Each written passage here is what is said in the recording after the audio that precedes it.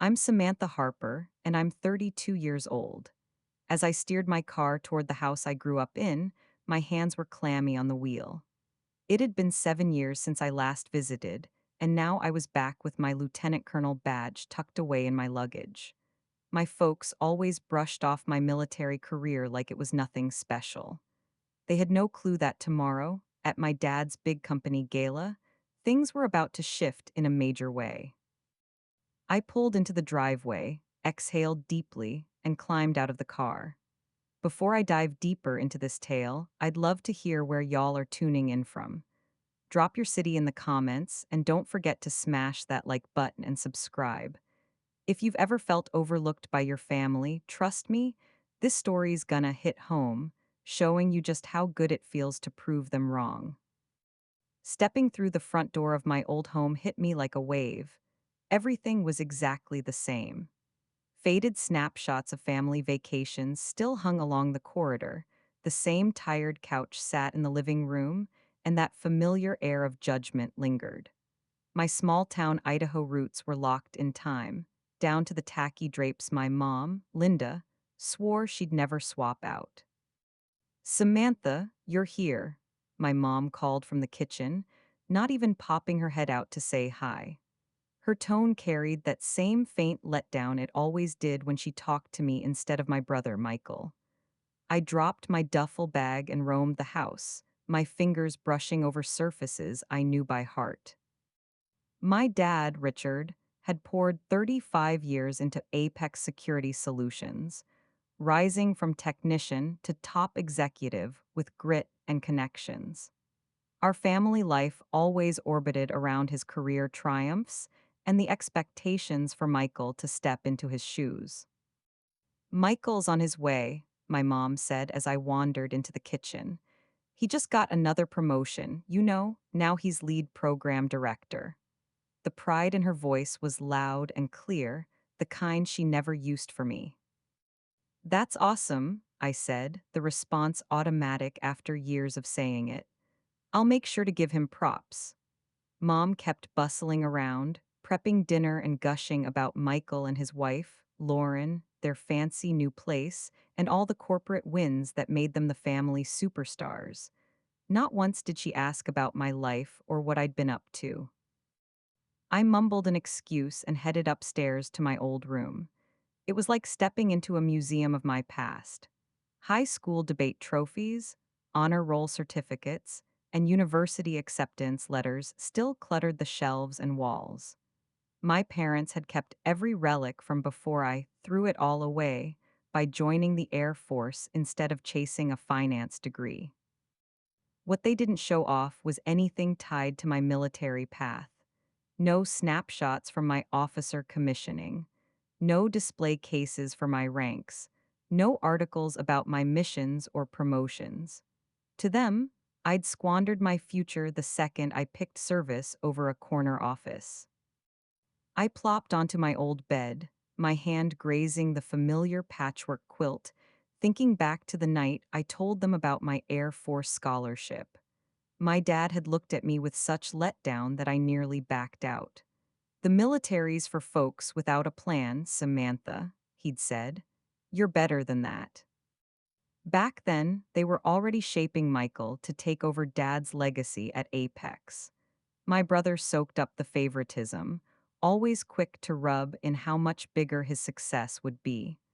I unzipped my suitcase and gently pulled out the garment bag holding my dress uniform. Tomorrow, Apex Security Solutions was throwing its yearly executive summit, and Dad had mentioned the CEO, Karen Walsh, would be stopping by their office. What my family didn't know was that I was now the Air Force point person for the $1.5 billion defense deal with Apex, a role I'd earned through years of hard work and skill. My fingers grazed the gold oak leaf of my lieutenant colonel rank, earned quicker than almost anyone in my unit's history. At 32, I was among the youngest lieutenant colonels in today's Air Force, specializing in advanced encryption tech, the same systems Apex was building. I hung my uniform in the closet, tucking it behind some old jackets to keep it out of sight. Tonight, I'd grit my teeth through another family dinner full of snubs and side eyes. Tomorrow, though, things were gonna change. The doorbell chimed, signaling Michael's arrival. I took a deep breath, stood tall like I was marching into a briefing, and headed downstairs to face them all. The dining room felt tighter than I remembered, squeezed by the big egos around the table. Michael showed up with Lauren, both decked out in pricey business casual that screamed boardroom success. My cousin Rachel was there too, which wasn't a shock. She was a big shot investment manager at a top firm, always held up as what I should have aimed for. Samantha, you know Rachel, my mom said, like we hadn't spent our childhoods together. She just sealed a huge deal for her company. Hey, Rachel, I said, flashing a real smile. Unlike my parents and brother, Rachel was always sweet to me, even if she didn't get why I chose my path. Great to see you, Sam, she said, pulling me into a quick hug. Been way too long. Dinner started off easy enough as we passed around Mom's home cooked dishes. Dad sat at the head of the table, sneaking glances at his phone for work updates despite Mom's side eye. So, Dad, Michael piped up, steering the talk to himself like always, I've got to tell you about this new project I'm running. Dad grinned wide. That's my son. Karen Walsh doesn't pick just anyone for those roles.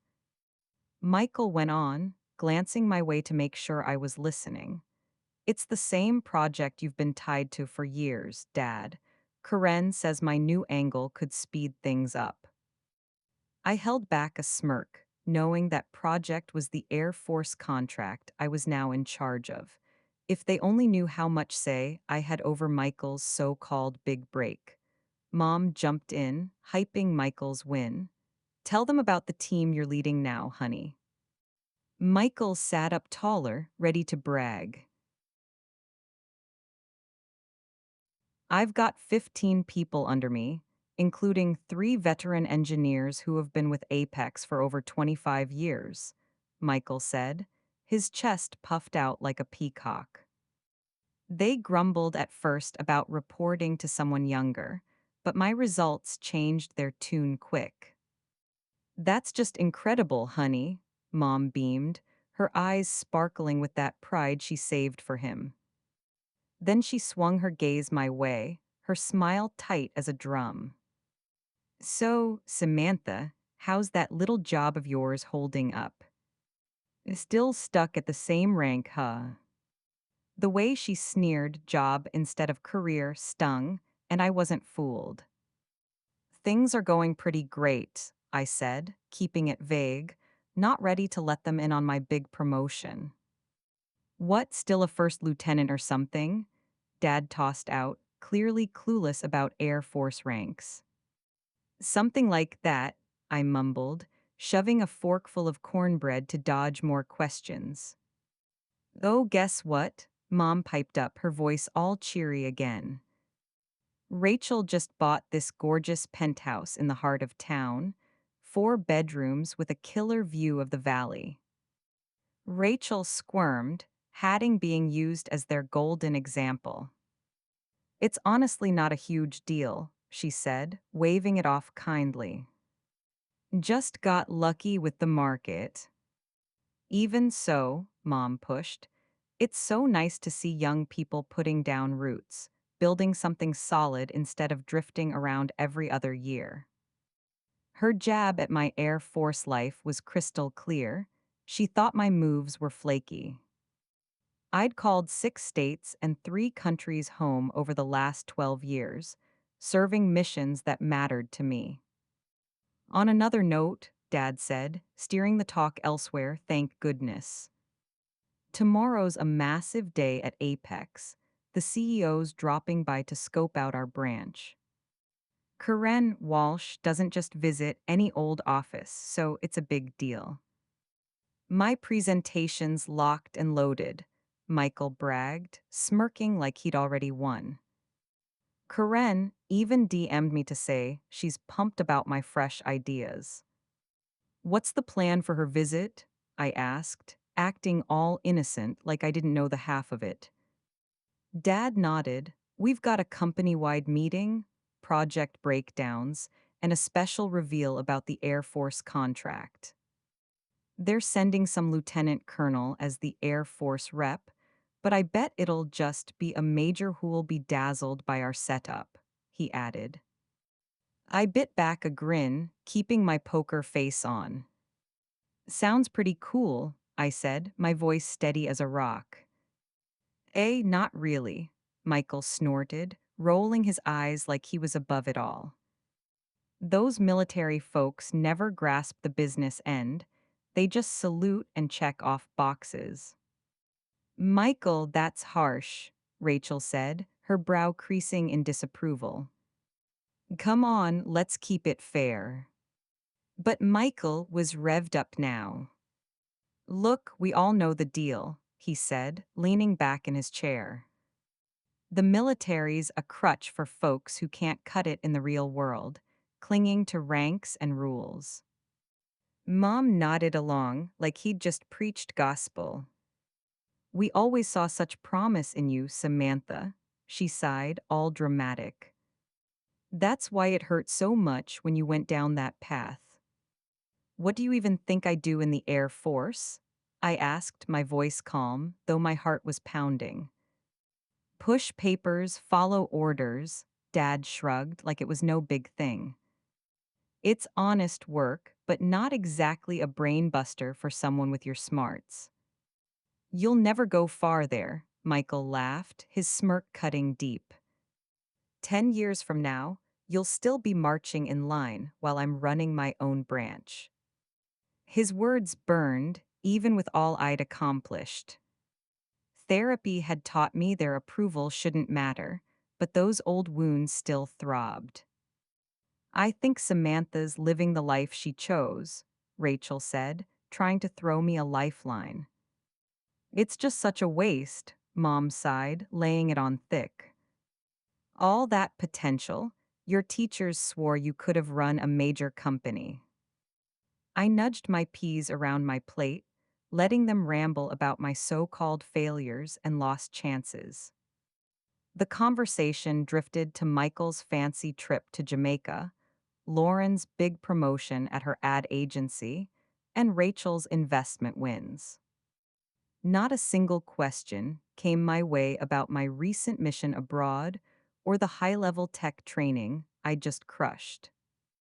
As Mom dished out peach cobbler, Dad circled back to tomorrow's meeting.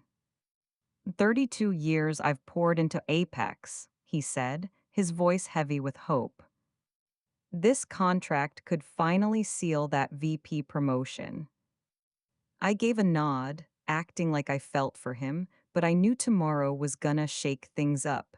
Not how he pictured, though. Later, I slipped back to my old bedroom, the house groaning its familiar nighttime song. Down the hall, I caught Mom and Dad still hyping Michael's greatness. He's just outstanding, Mom was saying, her voice glowing. Karen would be nuts not to see he's ready for the C-suite. I shut my eyes, my fingers brushing the gold oak leaf insignia I'd pulled from my bag. Tomorrow couldn't come fast enough.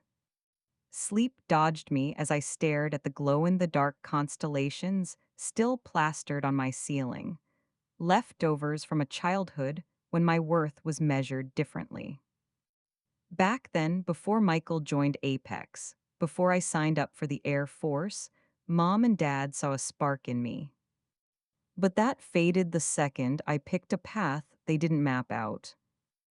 I thought back to sitting at that same dining table my junior year of college, Air Force brochure in hand, explaining how it'd cover my tuition and give me a career I believed in.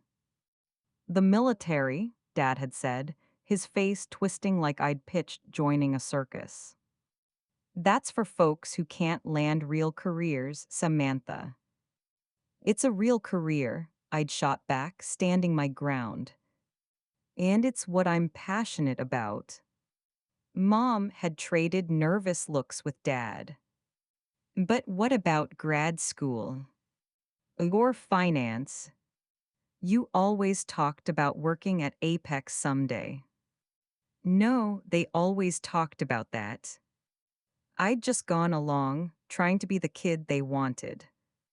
When I held firm, the quiet dig started. My Air Force milestones. They went unnoticed. My commissioning as a second lieutenant was a big moment, but only Rachel showed up, driving 8 hours to cheer me on when my parents claimed last minute work conflicts.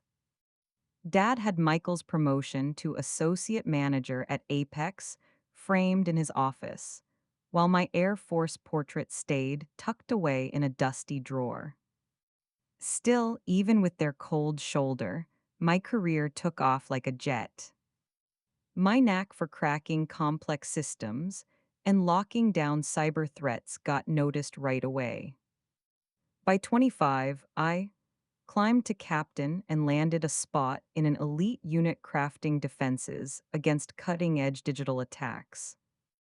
At 29, I made major after heading a team that stopped a major cyber assault on critical Air Force networks, protecting sensitive data and maybe even saving lives. Major Clara Bennett was the first mentor who really saw something in me, unlike my family, who couldn't be bothered. Harper, she said after a brutal training drill, you see angles others miss. That's gonna carry you far. With her coaching, I learned to lean into my gut and use my fresh perspective to stand out. When a standard security sweep turned up odd patterns nobody else caught, Clara pushed me to dig deeper. That hunch led us to uncover a massive plot to hack into several defense systems. The mission I led after that scored me an early jump to lieutenant colonel and caught the eye of Air Force brass. Clara, now a major general, put my name forward for the Apex liaison role. They're building next-gen encryption tech, she told me. We need someone who can bridge the tech and strategy sides, someone who speaks both military and corporate fluently. Just a month ago, when she pinned the gold oak leaf of lieutenant colonel on my uniform, top Air Force leaders and Pentagon bigwigs filled the room, but my family was nowhere in sight. I hadn't even clued them in on the promotion. Their years of brushing me off taught me to stop chasing their praise. Lieutenant Colonel Harper, General Clara said afterward, her voice firm with pride, I hope you know what a big deal this is. You're the youngest lieutenant colonel in our cyber division's history. I knew it, but tomorrow would be the first time my folks would see what I'd really pulled off. The Apex contract was a beast, $1, $8 billion to develop top-tier cybersecurity for Air Force systems. As the liaison, I had the final say on every major call, from tech specs to budget splits. In a twist of fate, I'd be calling the shots on my dad's and Michael's work. The irony was almost too rich. After years of them dunking on my career, I now held serious sway over their big project. I slipped out of bed and unzipped the garment bag holding my uniform. The deep navy fabric was crisp, its brass buttons catching the soft glow of my old bedroom's lamp. My fingers traced the rows of ribbons and medals, each one tied to missions, wins, and sacrifices my family knew nothing about. The gold oak leaf insignia gleamed as I turned the jacket in my hands.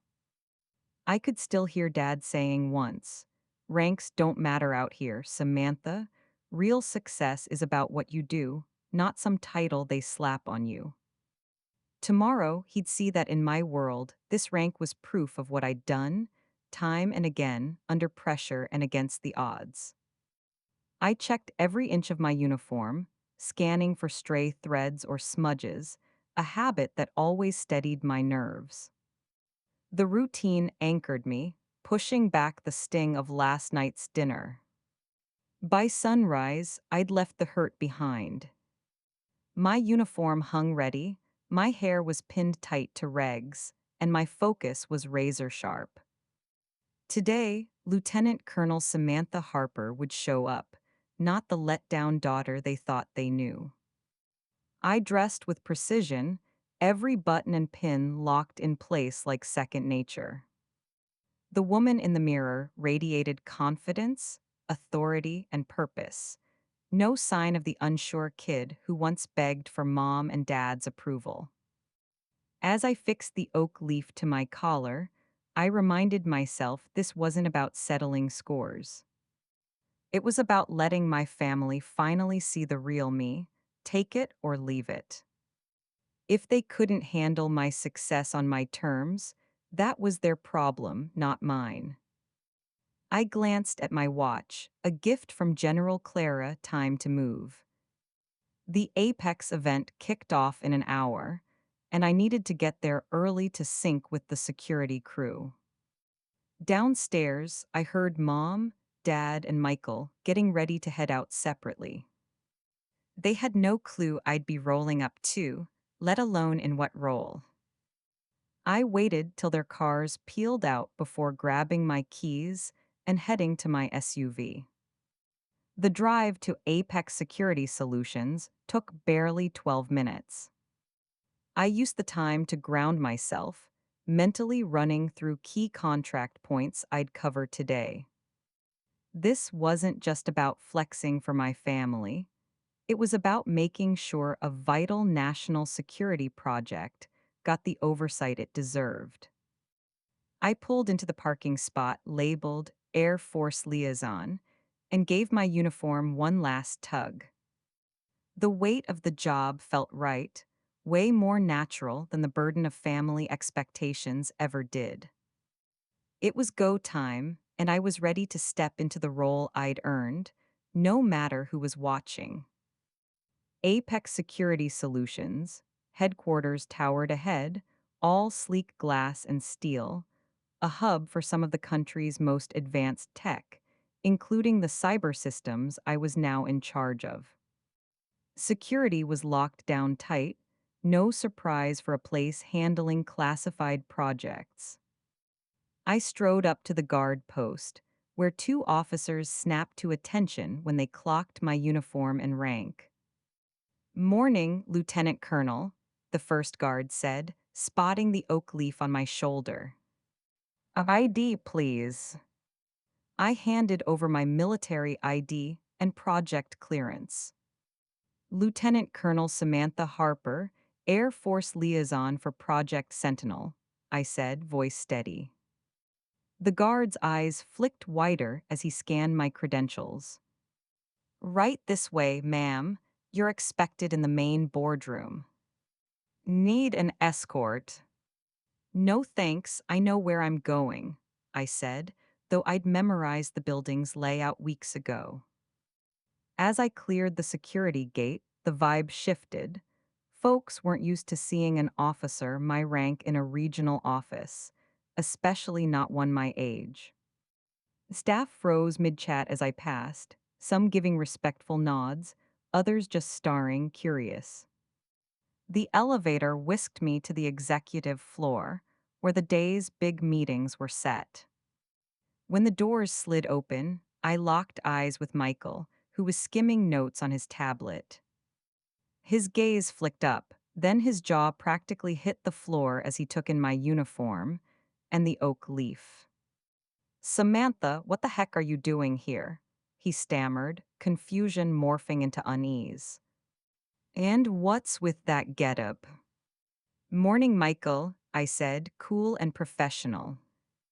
"I'm here for the project briefing." Before Michael could get a word out, Dad rounded the corner, chatting with a couple of bigwigs from Apex. His words cut off sharp when he spotted me, his face flashing from shock to puzzlement to worry in a heartbeat. "Samantha, what's going on here?" he asked, his voice tight. Why are you all dressed up in that uniform? He darted a glance at his colleagues, clearly fretting over what they'd make of this. Dad, I said with a calm nod, keeping it cool and professional. I'm just heading to the boardroom to get things ready. Meeting starts in 15 minutes, right? The execs with him were eyeing my gold oak leaf insignia, their faces lighting up with recognition. One of them, Linda Carter from Compliance, her badge gave her away, stepped up with a smile. Lieutenant Colonel, it's a real privilege to have you here in person, she said warmly. We didn't know you'd be joining us face to face today. Dad's face went white as a sheet.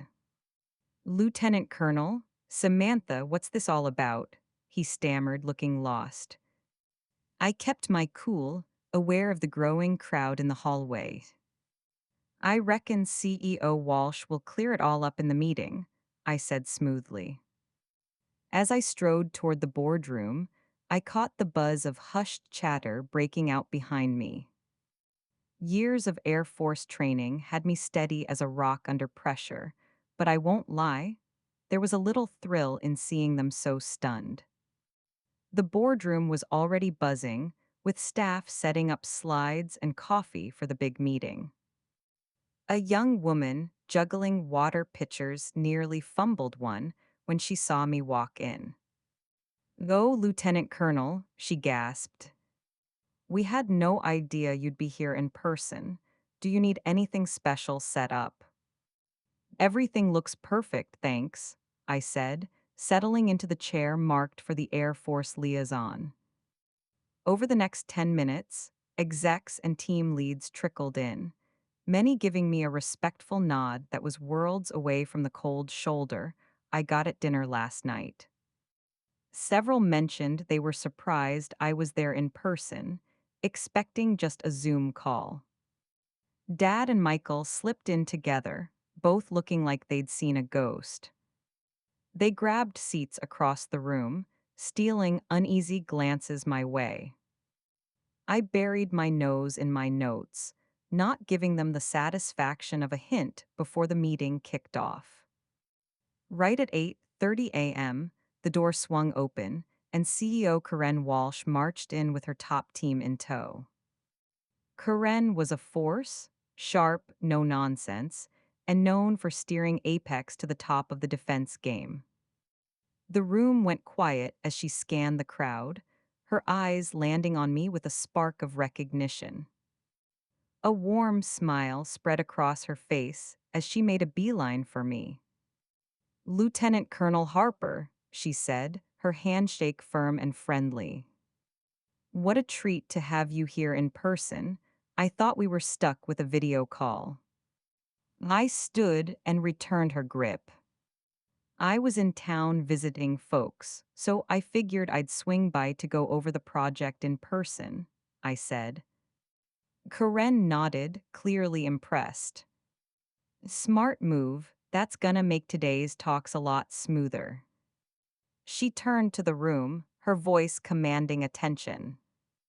"For anyone who does know, Lieutenant Colonel Harper is our Air Force point person for Project Sentinel," she announced. "She's got final say on all the tech specs and budget calls for this initiative." Across the room, Dad's jaw hit the floor, and Michael stared at me like I was a stranger. "Good morning, Lieutenant Colonel," Karen said with a nod, all respect. "I'm eager to hear your take today." The meeting rolled on with updates from different team leads. Every presenter made a point to address both Karen and me, recognizing my clout on the military side of things. When tricky questions popped up about syncing with Air Force systems, all eyes turned to me. I dished out clear answers and firm guidance, leaning on my years of cyber expertise. With every word I said, I could see Dad and Michael swapping stunned looks, their whole view of me falling apart. When Michael's turn came to pitch his part, his usual swagger was shaky. As the lead for system interface design, he started, I've put together a slick approach to streamline things. His voice wobbled when he caught my eye. Go ahead, Mr. Harper, I said, all business, like he wasn't the brother who'd mocked my career just last night. Michael fumbled through his slides, thrown off by my presence and rank. When he wrapped up, I fired off a few sharp questions about holes in his plan, not to be mean, but because the project needed to be airtight. These are critical points we need ironed out before we greenlight this phase, I said. Get me revised specs by Friday. Dad watched, his face frozen in shock, as his daughter held his son accountable, the same daughter he'd written off for years. As the meeting went on, it was clear to everyone I had the expertise and authority to call the shots. My family was finally seeing what my Air Force colleagues had known for ages. 3 hours later, Karen wrapped things up. Lieutenant Colonel Harper will stick around through tomorrow for security reviews, she declared. I expect everyone to give her whatever she needs. This project is vital for national security and Apex's future. As folks cleared out, Karen came over again. Lieutenant Colonel, you live up to the hype, she said, grinning. General Bennett raves about you, but seeing you in action today seals the deal. Out of the corner of my eye, I saw Dad lingering nearby, itching to talk but unsure how to start. The moment of truth was here, and there was no turning back. The boardroom emptied, leaving just my family and a few top execs chatting with Karen. Dad hovered on the edge, clearly wrestling with what he'd just seen. Michael stood next to him, his cocky attitude swapped for confusion and a dawning reality. Karen waved me over to her group, oblivious to the family drama brewing. Lieutenant Colonel Harper, let me give you a proper intro to our leadership team, she said. You might know some from the project files, but it's always better face to face. I nodded, stepping into the circle as she gave my shoulder a friendly pat, a move that screamed respect, something no junior staffer would ever get. Everyone, this is Lieutenant Colonel Samantha Harper, the Air Force's lead for Project Sentinel, she said. She's been key in shaping the cyber frameworks driving this system. The VP of Tech, a guy named James Carter, shook my hand. Lieutenant Colonel, your work on defending against quantum hacks is game-changing, he said. We've already rolled out some of your ideas. Thanks, Mr. Carter, I said, feeling Dad and Michael's stunned stares burning into me. I'm glad to see the theory put to work. Karen kept the intros going until she got to Dad. And I'm sure you know Richard Harper, our head of regional ops, she said. Richard, been with Apex for over 30 years. A heavy silence hung as folks clocked our shared last name. Karen glanced between us, piecing it together. Harper, are you two related? Before I could smooth it over, Dad stepped up, his voice shaky but proud. She's my daughter, he said, his tone carrying a mix of emotions I couldn't quite pin down. Dad's voice carried a strange mix of bewilderment and something new. Could it be pride? Your daughter, Karen said, her eyebrows shooting up in surprise. Richard, you never let on that your daughter was Lieutenant Colonel Harper, the one steering our biggest Air Force deal. Dad fumbled for words, clearly at a loss. I didn't know Samantha held this role, he admitted, his voice trailing off. Karen glanced at me, her eyes curious, but I kept my face professional, despite the family drama swirling underneath. My folks and I haven't had much chance to catch up on my career lately, I said simply, keeping it neutral. Michael, unable to hold back anymore, stepped forward, his face a mix of shock and disbelief. No way, you're the lieutenant colonel everyone's been buzzing about, the one calling the shots on the whole project. That's right, I confirmed, standing tall. For the last 8 months, I've been running point on Project Sentinel since my promotion to lieutenant colonel. 8 months, Dad echoed, his voice hollow, like the air had been knocked out of him. You've been a lieutenant colonel that long and never mentioned it. Karen shifted awkwardly, sensing she'd stepped into a family mess. Well, this is quite the surprise, she said, trying to pivot. Lieutenant Colonel Harper, since you're here in person, why don't you brief the team directly on your role? Let's make the most of it. I gave her a grateful nod for the professional lifeline. Happy to, I said, stepping up confidently. Project Sentinel is a $1.8 billion push to build next level cybersecurity for Air Force systems. As the Air Force liaison, I make sure every piece of this project lines up with Pentagon standards and security needs.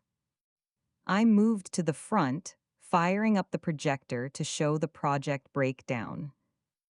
As I laid out the details, I saw the execs' faces shift from intrigued to genuinely impressed. My deep dive into the tech and strategy showed exactly why I'd earned this gig. All major design choices, budget splits, and rollout plans need my green light to move forward, I explained, my words carrying weight in the quiet room. That includes picking K team leads. Michael went pale, no doubt flashing back to his big talk last night about running his new crew. Karen nodded as I wrapped up, clearly pleased. It's clear we're lucky to have Lieutenant Colonel Harper on this, she said to the room. Her expertise is top notch, and her authority here is final. The execs murmured agreement, some jotting notes. Dad sat stiff as a board, his face impossible to read. On top of that, Karen added, Lieutenant Colonel Harper will be running performance reviews for all team leads over the next 2 days to check our progress and resource setup. Michael's face drained of color completely, probably replaying how he'd laughed off my career just hours ago. Now I'd be grading his work. After the meeting, Karen pulled me aside. Lieutenant Colonel, I had no clue Richard was your dad, she said, her tone warm. This must be a big moment for your family. I flashed a polite smile. It's definitely a moment, that's for sure, I said, keeping it vague. They should be bursting with pride, Karen went on. I've told Richard time and again how grateful we are for such a sharp Air Force partner on this. Dad caught her words as he edged closer, his face now a mix of confusion and what looked like regret creeping in. Samantha, he started, unsure how to talk to me in this new light. We've got to talk. Absolutely, I said, all business. I've got a quick huddle with the security folks, but I can swing by your office at 10:30 a.m. He gave a quiet nod, not used to me setting the schedule. As the execs filed out, I overheard their whispers. Did you know Richard's daughter was Lieutenant Colonel Harper? One said. No wonder she climbed so fast with family ties like that. Actually, James Carter cut in, loud enough to carry, I heard she made it on pure grit, no family help at all. Dad froze mid-step at Carter's words, the truth hitting hard. I'd built my career not because of family pull, but in spite of their doubts. The air felt charged with the chance for a real reckoning. At exactly 10, 8:30 a.m., I rapped on Dad's office door. Through the glass, I saw not just him, but Mom and Michael, too. Someone must have called Mom to rush over after the morning's bombshell.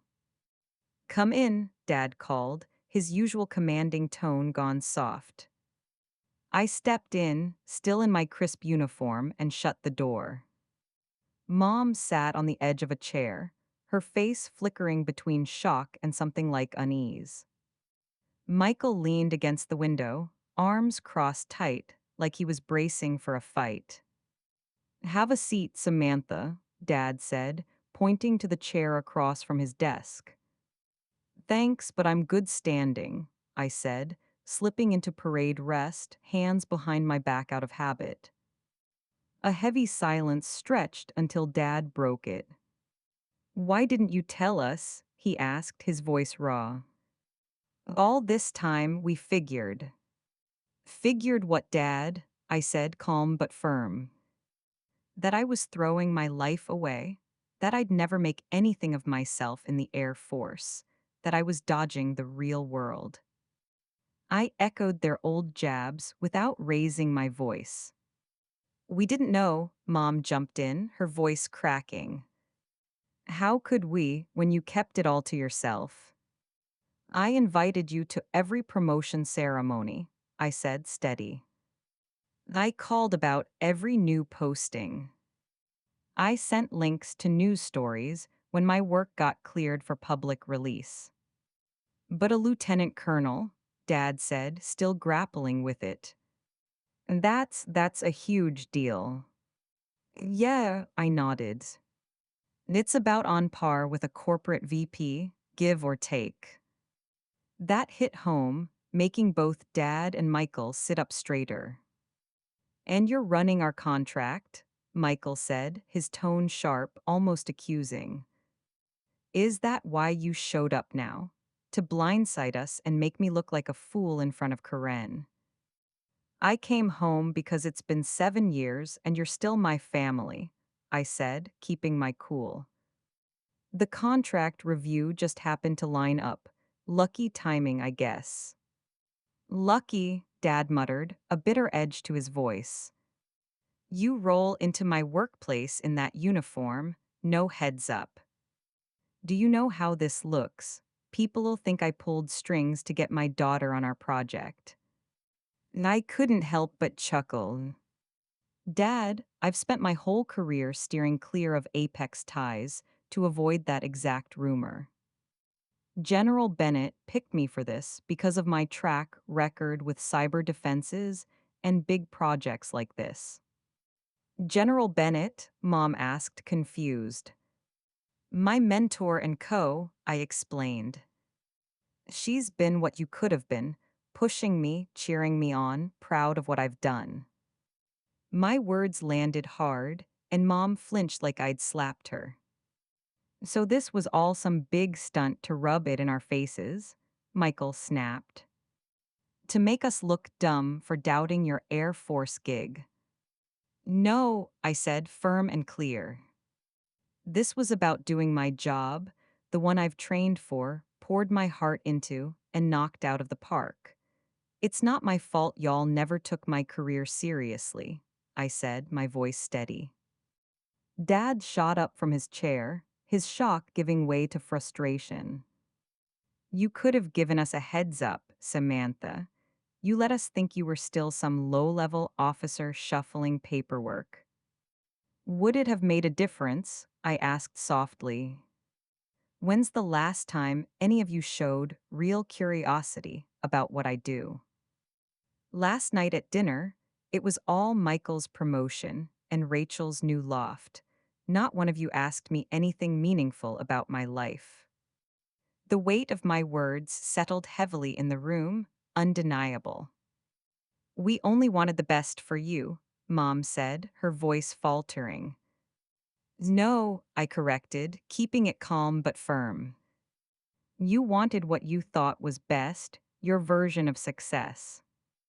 When I picked a different road, you wrote it off as worthless instead of trusting I knew what was right for me." Dad slumped back into his seat, his anger fizzling out. Michael stuck to the plan we laid out, he said quietly. He's thriving. I'm genuinely happy for him, I said, meaning it. But that was never my calling. I needed something else. Michael's arms uncrossed, his guarded stance easing just a bit. All this time, we figured you were just treading water, getting nowhere, he admitted. I know exactly what you thought, I said, my tone even. You made it crystal clear every time we talked. You'll never amount to anything in the Air Force, Michael. That's what you said last night. He looked down, shame flickering across his face. I didn't know, he mumbled. You never asked, I pointed out. None of you did. Mom stood abruptly, her face shifting, trying to rewrite the past. Well, now we know, and we're so proud, honey, truly proud, she said, forcing a smile. I always told your dad the Air Force was a solid path. I almost laughed at her spin. Mom, don't do that, I said gently. Don't act like you've been in my corner all along. It shuts down any chance for us to be real with each other. Her jaw worked, stunned at being called out so directly. Samantha, Dad said, using my name instead of my rank for the first time since the meeting, what do you need from us now? An apology, a big public cheer. What I've always wanted, I said plainly. Just respect for the choices I've made, some acknowledgement that my path, even if it's not yours, has worth. The room went quiet as they let my words sink in. Finally, Dad stood and walked toward me. For a second, I thought he might go for a hug, but he held out his hand instead, formal as ever. Lieutenant Colonel Harper, he said, his voice thick, I owe you a big apology. I misjudged your career, dismissed it out of ignorance and bias, and I was dead wrong. His stiff approach was so him, but the admission felt like a breakthrough. I took his hand, meeting his grip. Thanks, Dad, I said, feeling a knot in my chest start to loosen. I'm still fuzzy on what you do, he added, but I'd like to understand if you're up for teaching me. That was more than I'd hoped for, and something inside me softened. I'd like that a lot, I said. Mom stepped up next, not big on straight-up apologies. We should have been at your ceremonies, she said instead. I would have loved to see you get those honors. It was her version of sorry, and I nodded, accepting it for now. Michael stayed by the window, wrestling with something inside. Finally, he spoke up. So, you outrank me by a mile, huh? It's not a contest, Michael, I said, keeping it light. It's always been one, though, he said, surprising me with his honesty. Mom and Dad pitted us against each other from the start. I just had the edge because I followed their playbook.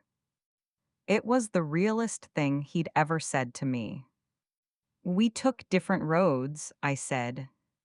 They're both worth something. He gave a slow nod.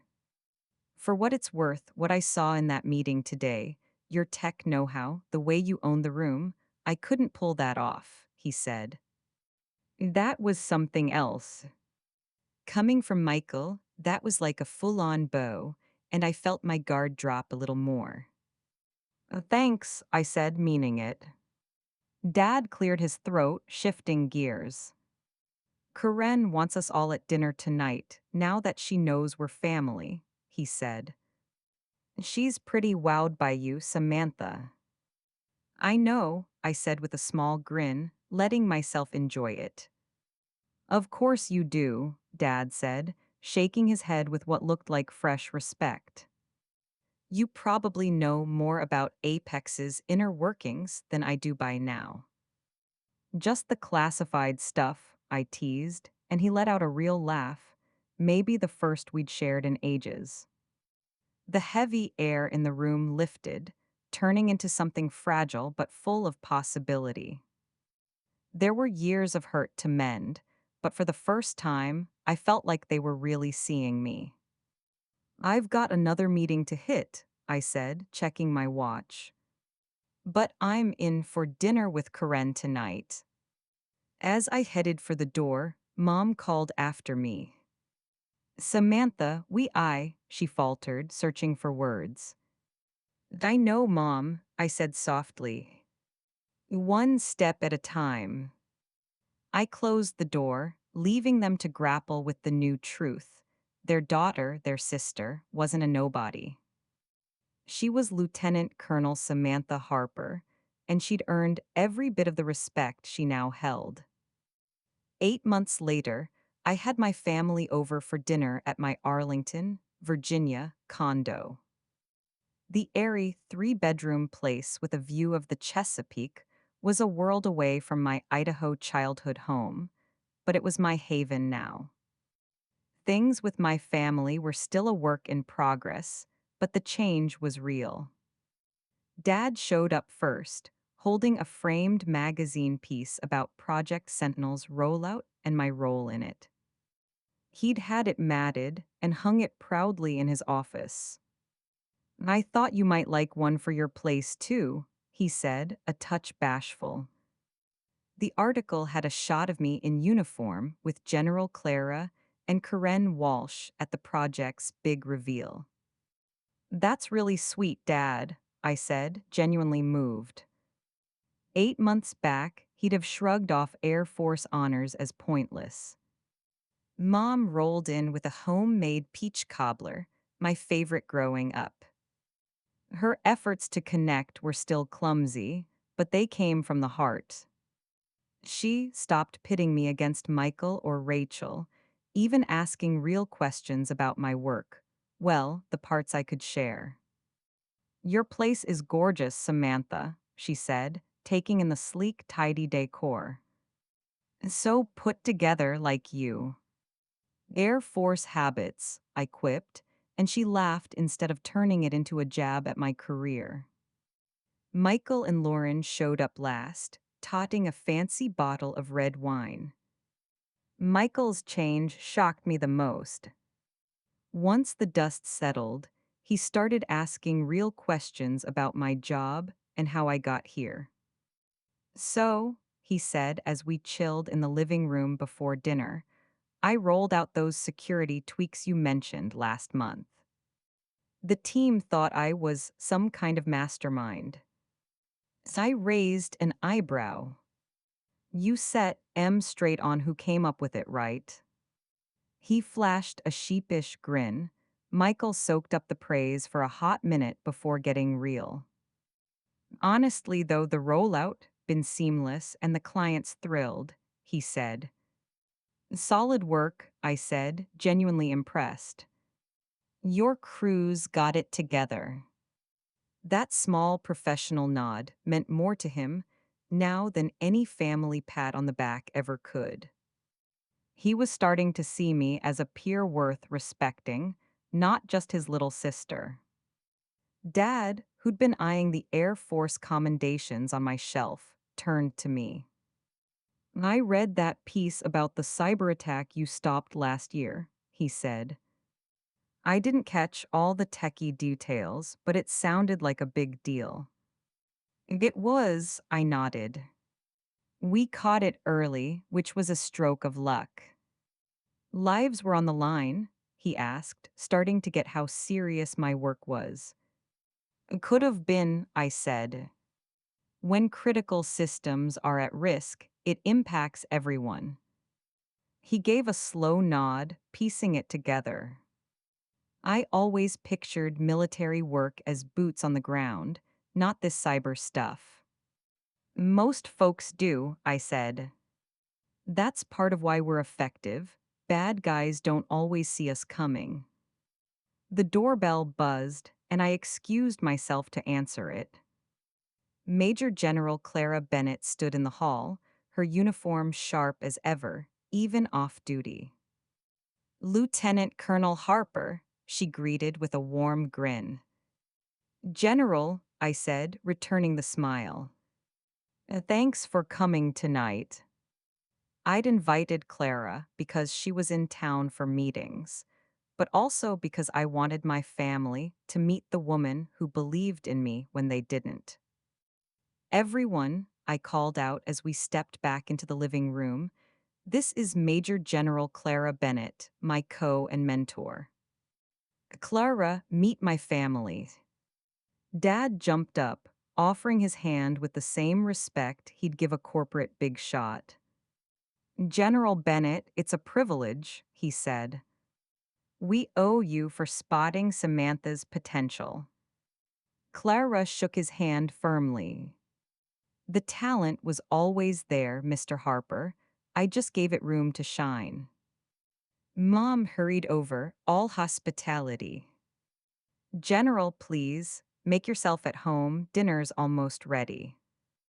As we settled around the dining table, the conversation flowed easier than any family gathering I could recall.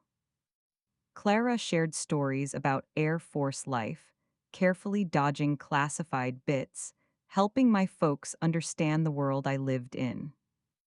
Samantha built a training sim that's now standard for all cyber personnel, she said over the main course.